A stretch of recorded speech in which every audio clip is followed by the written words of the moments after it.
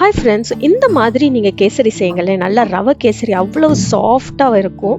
So இதுக்கு நான் என்ன பண்ணியிருக்கேன்னா, ஒரு தவாவில் நான் வந்து கொஞ்சம் நெய் ஆட் பண்ணி கேஷ்யூஸை கோல்டன் ப்ரௌனாக நான் ரோஸ்ட் பண்ணி எடுத்துக்கிட்டுறேன்.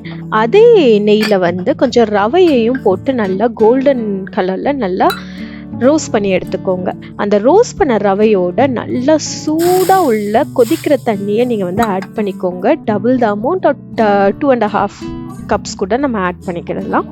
இதோட கொஞ்சம் மஞ்சள் பொடி கலருக்காக அண்ட் உப்பு வந்து கொஞ்சம் டேஸ்ட்டை என்ஹான்ஸ் பண்ணி கொடுக்கறதுக்கு இதையும் போட்டு நல்லா மிக்ஸ் பண்ணிகிட்டே இருக்க மோச்சில் நல்லா ரவை வந்து நல்லா சாஃப்டாக இதாகி அப்படி பபுளப் ஆகி வரும். இந்த ஸ்டேஜில் நான் சுகரையும் ஆட் பண்ணி நல்லா மிக்ஸ் பண்ணிக்கோங்க. நல்லா கிளுகிளுப்பாகும்.